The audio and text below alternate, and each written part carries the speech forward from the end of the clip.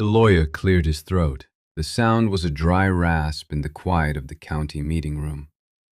And with no further claims, he said, looking down at the folio on the table, the foreclosure sale of parcel B17 and the adjoining B18, property of Eleanor Cole, to satisfy the debt of $6,400 is considered final.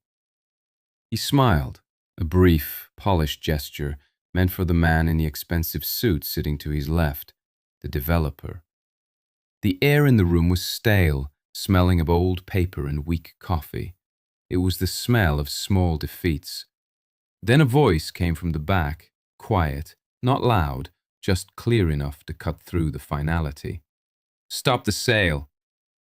Every head turned. Sitting in the last row of plastic chairs was a man no one had noticed. He wore clean work boots, laced tight. His denim shirt was pressed, the cuffs showing a faint, ingrained line of dust that no amount of washing could remove. He looked to be in his late 50s, his face weathered in a way that had nothing to do with the sun and everything to do with long hours and longer thoughts. He held nothing in his hands. He simply sat there, having spoken the two words that brought the machinery of the room to a halt. The bank's lawyer, a man named Hayes, adjusted his tie. His smile tightened. "I'm sorry, sir. This is a closed proceeding. Are you a registered party to this action?" The man in the back didn't answer the question. He stood up slowly, the chair scraping softly on the linoleum. He walked forward, not with aggression, with deliberation. He reached the long table at the front of the room, the one separating the bankers from the public. Under his arm, he now held a long cardboard tube, the kind used for mailing blueprints or posters. It was faded, its edges soft with time. He placed the tube on the polished veneer of the table and made a soft, hollow sound. "The debt is on one parcel," the man said. His voice was even. "You are selling two." Hayes let out a short, controlled sigh. It was the sound of practiced patience, of dealing with the uninformed. "Sir," he began again, his tone dropping into a register of condescending explanation. "The loan, taken out in 2008 by Mrs. Cole, was secured against the entirety of the property holdings. Our title search was comprehensive. The lien is clear. Both parcels, B17 and B18, are legally bound as collateral." He gestured to a thick, binder-clipped stack of papers. "It's all right here." The man looked at the stack of papers. He did not look impressed. He looked at Hayes. "You searched the digital record," he said. It was not a question. "The digital record is wrong." The developer shifted in his chair, glancing at his watch. The branch manager, a younger man with a nervous habit of smoothing his hair, looked from Hayes to the man and back again. The room, which had been on the verge of adjournment, was now frozen. A pause stretched. The man in the work boots placed one weathered hand on the end of the cardboard tube. He didn't open it. Not yet. He just held it there, a silent claim. The room was designed for inevitability. The long table at the front, the slightly raised platform for the county officials, the rows of uncomfortable chairs for the public. It was all built to convey an order that could not be challenged. The wood was cheap laminate. The carpet was a durable, forgettable gray. Sunlight struggled through dusty vertical blinds, striping the floor in pale, indifferent bars. This was a place where things ended. Farms, businesses, family histories. They ended with a signature, a gavel, or the quiet, collective exhale of a room that had just witnessed a transfer of title. The men at the table were part of that inevitability. Hayes, the bank's attorney, wore a suit that cost more than the debt in question. He had the easy confidence of a man who worked for an entity that could not, by its very nature, be wrong. Institutions don't make mistakes of this magnitude. Individuals do. His job was to correct the errors of individuals. He smiled before listening. He treated objections not as arguments to be considered, but as obstacles to be managed. Beside him, the developer, Mr. Shaw, was a study in stillness. He hadn't come to bid, he had come to collect. The deal was already done. the price negotiated with the bank weeks ago. This meeting was a formality, the last page in a long chapter of acquisition. He wanted the land for a new subdivision. The rolling hills of the coal farm would be flattened, sectioned, and sold as quarter-acre lots with names like Meadowview Estates. He checked his phone, his thumb swiping through emails. This was a minor delay, an irritant.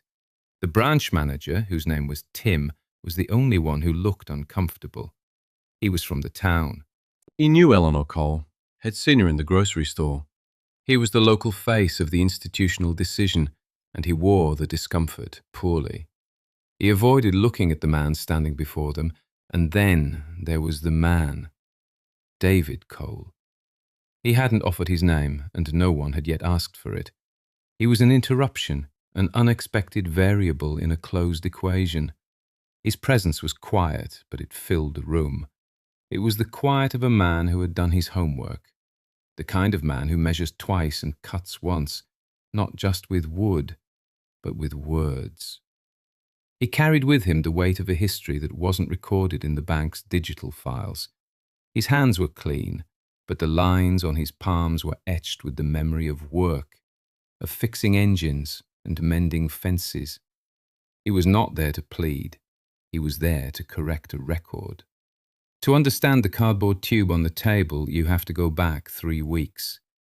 David Cole was in his mother's kitchen. The foreclosure notice was on the table, a crisp, tri-folded letter full of bolded text and legal phrases. His mother, Eleanor, sat staring out the window at the land that had been hers for over 50 years. She wasn't crying. She was past that. A deep, weary resignation had settled over her. "I tried to keep up, David," she said, her voice thin. "After your father passed, the bills, the hospital that last year, I thought the loan was small enough." The loan was from 2008, a home equity line of credit. $8,000 taken out to cover a gap in Medicare and pay for a new furnace. For years she had made the small monthly payments, but a bad winter, a fixed income, and rising property taxes had eroded her small savings. She had fallen behind. The bank had been patient, then persistent, then procedural. The $6,400 was the remaining principal, plus penalties and fees. David had come to help her sort through things, to decide what to keep, what to sell. The task was grim. He started in his father's old closet, a place untouched since he died in 1998. It smelled of cedar and old wool. On a top shelf, behind a stack of folded sweaters, was a shoebox. Not for shoes. It was his father's box of important papers. Old tax returns, receipts for farm equipment, his honorable discharge from the army. David sat on the edge of the bed and went through it, more out of a sense of duty than expectation. And there, at the very bottom, he found it. A roll of heavy, cream-colored paper, tied with a faded blue ribbon. He recognized his father's neat, methodical hand on a small tag attached to the ribbon. North 40, deed, 1974, paid. He untied the ribbon. The paper crackled as he unrolled it. It was a warranty deed, recorded with the county on May 12, 1974. It documented the purchase of a specific parcel of land, 40 acres, legally described as County Parcel B-18, for the sum of $4,000. Cash. No mortgage, no lien. The seller was a neighbor who was retiring. The buyer was his father, Robert Cole. David sat there, the old deed spread across his lap. He went back to the kitchen and laid it on the table next to the bank's foreclosure notice. He read the bank's document again, this time with a focused intensity. The notice listed the property as parcels B17 and B18, commonly known as the Cole Farm. He looked back at the deed. B18, the North 40. He went to the small desk where his mother kept her files and found the original loan documents from 2008. He scanned the pages, his finger tracing the dense legal text. He found the section describing the collateral. It listed, in black and white, The legal description for parcel B17, the 80 acres that included the house and barn. It made no mention of parcel B18. The bank had issued the loan against the homestead, but they were foreclosing on the homestead and the North 40. Somewhere, in the years between 2008 and today, between bank mergers and software upgrades, two separate parcels had been conflated into one entity in their system. An assumption had been entered into a database, and for years, that assumption had been treated as a fact. He spent the next 2 weeks in the county records office during his lunch breaks. The clerk, an older woman named Eleanor Gable, who had known his father, helped him pull the old plat maps and the physical deed books. The paper trail was clear. 2 separate purchases, 2 separate parcels. They had never been legally merged. He made copies. He took notes in a small spiral notebook. He didn't hire a lawyer. He didn't need one. He had the truth on a piece of paper from 1974. David's father, Robert Cole, was a man of simple, unshakable principles. He believed in paying cash, shaking a man's hand, and drawing clear lines. He drew them in his fields, with fences that were always plumb and tight. He drew them in his business dealings, with ledgers that always balanced to the penny, and he drew them on the map of his own life. The homestead, parcel B17, had been in his wife's family for generations. It was their home, their livelihood. But the North 40, parcel B18, was his. He bought it in 1974, the year David graduated high school. He had saved for it for a decade, putting aside a little from every harvest. It was a piece of land with a creek and a small stand of old-growth oak.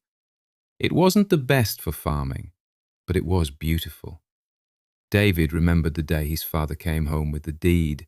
He laid it on the kitchen table, just as David would do for his mother decades later.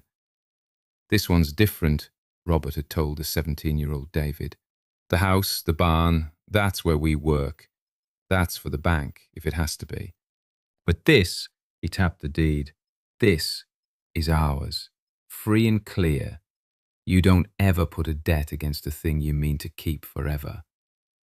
It was his one financial extravagance, his one piece of poetry written in acreage. It was a place for his son, for his grandchildren. "Some things are planted for the next man," he used to say. He was talking about the oak trees. He was also talking about the land itself. When Robert died suddenly of a heart attack in 1998, the shock had hollowed out the family.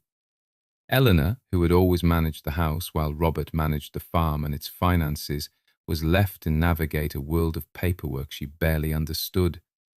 The farm's income dwindled. She leased most of the fields to a neighbor. Then came her own health problems, the cascade of bills, and the decision in 2008 to take out a small loan against the house. She had sat in this very bank with a much younger and friendlier manager and signed the papers. She had told him, "I only want to use the house, not the north field." Robert was clear about that. The manager had nodded and said, "Of course, Eleanor, we'll just put down the main parcel." But the system had its own logic. Over the years, the local bank was bought by a regional one, which was then absorbed by a national corporation. Records were digitized, files were merged, the nuances of a conversation in 2008 were lost. All the bank's new software saw was the name Eleanor Cole associated with 2 adjacent parcels of land. It bundled them. The property tax bills from the county came as one, so she paid them as one. The bank's automated system searching for assets saw 2 parcels and assumed they were one security. The mistake was quiet. It was invisible. It was the kind of error that only becomes a catastrophe when a small debt turns into a foreclosure. For David, this was not about the market value of the land. It was about that line his father had drawn in 1974, a line between the necessary debts of life and the things you keep sacred. The bank, through carelessness, had erased that line. David was there to draw it again, in ink that wouldn't fade. Back in the meeting room, the air was thick with unspoken questions. Hayes, the lawyer, finally broke the silence. He unbuttoned his jacket, a gesture meant to signal a shift from formality to problem-solving. He picked up the cardboard tube and slid the deed out. He unrolled it with a practiced smoothness, his eyes scanning the document. He saw the date, 1974. He saw the name, Robert Cole. He saw the legal description for parcel B-18. He looked up at David, his professional composure firmly back in place. "I see," he said. "This is a very old document, Mr." He paused, realizing he didn't know the man's name. "Cole," David said. "David Cole." Hayes nodded. "Mr. Cole, this deed is for your father. The property passed to your mother upon his death, I assume, and as I said, our foreclosure is based on a loan she took out in 2008. The loan was recorded against the property as a whole. A subsequent filing, particularly one tied to a debt instrument, takes precedence in establishing a lien. The entire property secures the note." It was a clean, logical argument. It was also completely wrong. David Cole did not raise his voice. He did not dispute the legal theory. He simply reached into the inside pocket of his coat and pulled out a folded piece of paper, a photocopy. He unfolded it and laid it on the table next to the original deed. "This is the loan agreement from 2008, he said. Page 3, Schedule A, description of collateral. He pointed to a paragraph of dense single-spaced text. It lists parcel B-17. It gives the full meets and bounds description. It does not mention parcel B-18. The branch manager, Tim, leaned forward. His face went pale. He recognized the document. He had likely printed it himself. Hayes took the paper and read it. His confident expression faltered for the first time. The developer, Shaw, who had been looking at his phone, now set it face down on the table. He was listening. "That may be," Hayes said, his voice a little tighter. "It may have been a clerical error at the time of the loan's origination, an oversight." He was already building his next argument. It was the bank's second attempt to hold its ground. Hayes shifted his weight, turning his argument from the paper to the principle. "However, the fact remains that for the past 15 years the property has been treated as a single entity for tax purposes and, by extension, for valuation. Mrs. Cole has been receiving statements and making payments against a loan that she understood to be secured by her entire property. Her actions constitute a long-standing acceptance of these terms, regardless of any scrivener's error in the original document." He was grasping now, moving from the black and white of legal descriptions to the grey area of implied consent. It was a weaker position, and he knew it. He was performing for his client, the developer, trying to show that the bank had a defensible claim. He looked at David, expecting an argument, a protest. He got silence. David Cole just stood there, his hands resting on the back of an empty chair. He let the lawyer's words hang in the air and lose their power. The silence was his response. It said, "Are you finished?" When it was clear David was not going to speak, Hayes felt a prickle of irritation. This wasn't how it was supposed to go. People were supposed to get angry, to get emotional. He could handle emotion. He couldn't handle this quiet, immovable certainty. He tried his third and final argument, an appeal to practicality and a veiled threat. "Look, Mr. Cole, let's be reasonable. There's a clear debt owed to the bank. We have a buyer for the property who is prepared to make a significant investment in this community." He gestured towards Shaw. "This is the best outcome for everyone, including your mother. It satisfies her debt and leaves her with a substantial surplus. If you choose to litigate this point over a paperwork error from a decade and a half ago, it will be a long, expensive process for everyone." The threat was clear. "We have deeper pockets. We can drag this out until you or your mother gives up. Some men might have been intimidated. Some might have seen the logic in taking the surplus and walking away. David Cole was not some men. He finally spoke again, his voice as calm as it had been at the start. "There is no heir to litigate," he said. "The bank made a loan against one piece of land. Now it is trying to take two. The first action was legal. The second is not." He wasn't arguing. He was stating a fact. He had laid the truth on the table. He would not debate it. The room was locked in a tense stalemate. Hayes had run out of arguments. David Cole had run out of words he needed to say. The developer looked at his lawyer, an unspoken command in his eyes. "Fix this."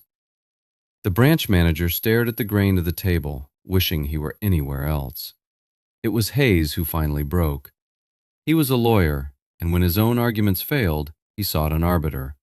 He turned to the only other official in the room, an older woman sitting quietly at the end of the table. She had a small wooden nameplate in front of her. Eleanor Gable, County Recorder. She had been observing the entire exchange without expression, her hands folded. "Eleanor," Hayes said, his voice straining to sound casual, "you've been with the county for what, 30 years? You know these records better than anyone. Our title search showed the properties were linked. Can you please verify for us what the county's official record shows?" He was asking for an ally, an official voice to back his claim and overwhelm this quiet man with the weight of bureaucracy. Mrs. Gable did not respond immediately. She put on a pair of reading glasses that hung from a chain around her neck. She looked at the 1974 deed David Cole had brought. She looked at the 2008 loan document. She then turned to a computer monitor on the credenza behind her. She typed a few commands, her fingers moving with a slow, deliberate rhythm. A digital plat map of the county appeared on the screen. She entered a parcel number. A section of the map glowed green. She traced the boundaries with her finger on the screen. Then she entered the second parcel number. An adjacent section glowed blue. They were distinct shapes, with a clear black line dividing them. The room was silent. The only sound was the soft hum of the computer. Everyone watched the two colored shapes on the screen. They watched Mrs. Gable's finger trace that dividing line again and again. She took her time. She was a woman who, like Robert Cole, believed in clear lines. After what felt like a very long minute, she took her glasses off. She turned not to Hayes, but to David. She gave him a small, almost imperceptible nod of recognition. Then she addressed the room, a voice clear and steady. It was the voice of the record itself. "The parcels were never legally merged," she said. "The deed for B18 was recorded in 1974 with no liens attached. The lien for loan number 742B, originated in 2008, applies only to parcel B17. The North 40 is, and has always been, unencumbered." That ended it. One sentence from a neutral verifier. The foundation of the bank's position turned to dust. The shift in the room was immediate and absolute. The developer, Mr. Shaw, stood up. He smoothed the front of his jacket. "My offer was contingent on a clean title for the full 120 acres, he said, his voice cold and clipped. He looked directly at Hayes, his expression making it clear who he blamed. "Clearly, that's not what you have." He didn't wait for a reply. He turned and walked out of the room, his footsteps echoing in the sudden emptiness. The institutional confidence had evaporated. The branch manager, Tim, was already on his phone, speaking in low, urgent tones, presumably to a superior who was about to have a very bad day. Hayes stood frozen for a moment, his face a mask of disbelief. He had walked into the room that morning with an unbreakable case and was now standing in the wreckage of a simple, overlooked fact. He gathered himself, the lawyer's instinct to control the damage taking over. He turned to David Cole, his entire demeanor changed. The condescension was gone, replaced by a strained, placating tone. "Mr. Cole," he said, On behalf of the bank, I want to sincerely apologize for this profound misunderstanding. It is clear there has been a significant error in our records. He took a step closer, trying to create a sense of alliance. We want to make this right. Please, tell your mother not to worry about the outstanding balance on her loan. The bank will consider the $6,400 debt forgiven for the trouble, for the anxiety this has caused. He was offering a settlement, a way to close the file and make the problem disappear. It was a standard corporate maneuver. When you are caught, you offer a small price to avoid admitting a larger fault. David Cole listened to the offer. He didn't react. He looked at the 1974 deed still lying on the table, its creamy paper a testament to a promise kept. He began to slowly, carefully, roll it back up. His movements were precise. He wasn't angry. He was simply concluding his business. He took the old faded blue ribbon and tied it neatly around the center of the scroll. He had not come for a negotiation. He had not come to ask for a favor. He had come to state what was true. The offer of forgiving the loan was an insult dressed as an apology. It implied the bank had something to forgive, some power to wield. It was an attempt to end the conversation on their terms. He picked up the rolled deed and slid it back into its cardboard tube. He looked at Hayes, his eyes steady. "My mother pays her debts," he said. "The loan on her house will be paid, but you won't be foreclosing. Not on that parcel. Not on any of it." The refusal was absolute. It was not about the money, it was about the principle. The bank would not be allowed to buy its way out of the truth. The meeting was over. There was no formal adjournment, it just dissolved, the energy draining out of the room until only silence was left. Hayes, the lawyer, gathered his expensive briefcase, his movements stiff and automatic. He snapped it shut. He did not look at David Cole as he walked out. The branch manager finished his call and hurried after him, a man eager to escape the scene of the failure. The room was empty now, except for David and the county recorder, Mrs. Gable. The dust motes danced in the bars of sunlight. Mrs. Gable stood up from her chair. She walked over to David. "Your father was a good man," she said quietly. "He recorded that deed himself. I remember. He was so proud of it." David nodded. He was. "It's good that you kept it safe," she added. Then she, too, left David alone in the room. He stood there for a moment, the cardboard tube in his hand. He had won. But it did not feel like a victory. It felt like a restoration, like a crooked picture frame being set straight on a wall. It was the way things were supposed to have been all along. He walked out of the silent room, down the empty hallway, and out into the afternoon sun. He didn't look back. In the parking lot, he got into his old pickup truck. He took the small spiral notebook from his shirt pocket, the one he had used at the records office. He flipped to a clean page and wrote one short line. North 40 clear. Paid. Done. The auction was over. Some things are planted for the next man. His father had planted a tree of ownership, and the roots had held. That evening the sun set over the Cole farm, turning the fields to gold and amber.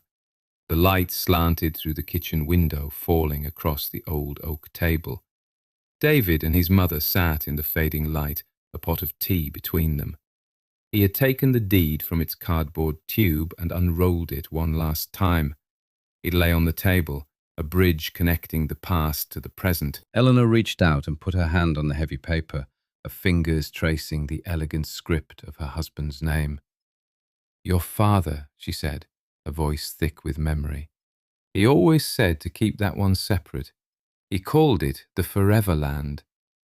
David just nodded, his own throat tight. He did. There was no celebration. There were no triumphant words.